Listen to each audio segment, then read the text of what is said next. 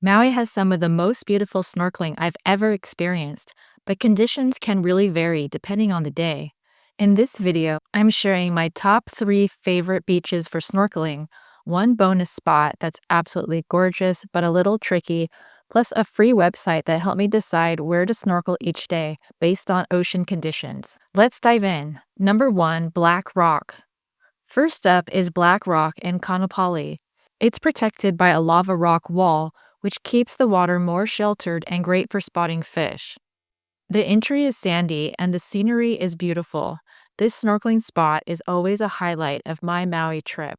Just a heads up, there's a strong current if you go past the end of the rock, so they recommend staying closer in. Snorkel Report Tip. This was my first Maui trip where I signed up for an email called the Snorkel Report from the website The Snorkel Store. It gives you a quick daily rating of ocean conditions for safety and visibility on a scale of 1 to 10. It's emailed out each morning at 7:30 a.m. Hawaii time. It's super simple, just a number and a short description of the conditions for each snorkel spot. For example, one day Black Rock was rated 3.5, but Honolua Bay was a 7.5, so that's where I went. Later, Black Rock was rated high, so I headed there on that day. The report seems very accurate because each time I followed its directions, I had great visibility and swimming conditions. I'll drop the link where you can sign up for the Snorkel Report email in the description below. Number 2, Napili Bay. My second snorkel spot is Napili Bay. This beach is sheltered, often very peaceful, and one of my favorites to snorkel in. I always snorkel towards the left side where the rocks attract more fish.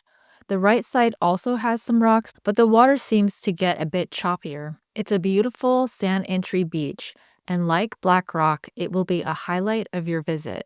Number 3, Kapalua Bay. Just a short drive from Napili Bay is Kapalua Bay. Like Napili, is protected on both sides and very often has calm waters. The sand entry makes it great, and like the other snorkel spots, I saw many colorful fish here. Its beauty equals the other areas too. One thing to keep in mind about swimming at Kapalua Bay is the parking situation. I heard from another YouTuber that the parking lot connected closest to Kapalua Bay now charges $25 per day. But there's a way to get around that by parking in different areas, and the Snorkel Store website is actually the source that clearly lays out where you can park. It goes through all the different options, like parking along the main street or parking at a tennis area that charges only $10 per day. I highly recommend not parking in the $25 parking area because the other options are fairly close. One option to consider is that you can drop off some of your heavier items and part of your party right there at the start of the walk to Kapalua Bay, and then park with the other half and then meet up later without having to carry a beach chair or other awkward or heavier items with you. Bonus, Honolua Bay. Last is my bonus spot, Honolua Bay.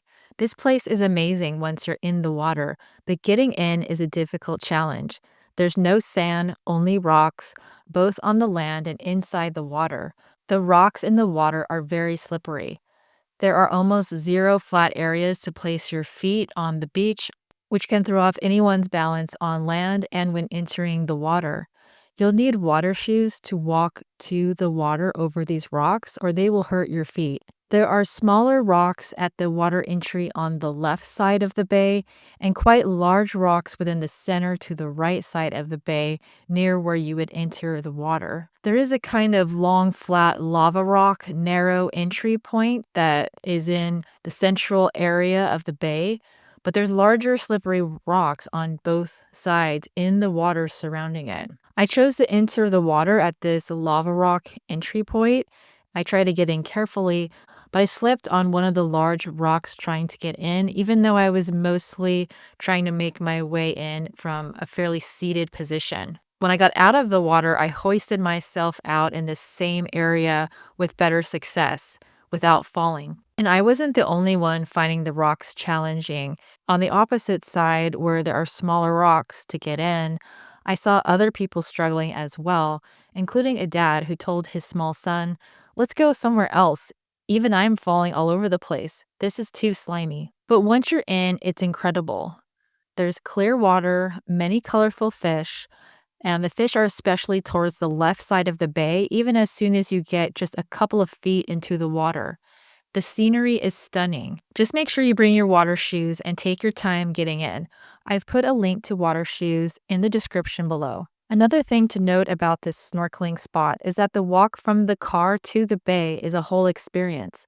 It's a short, easy 0.6-mile trail through a lush forest with hanging vines. There is an amazing large tree near the end of the walk, and when the wind blows just right, small leaves fall down from this tree and it looks like it's raining. It's a very magical experience. If entering the bay sounds like too much trouble for you, another option is just to come to the bay for the forest walk and the views.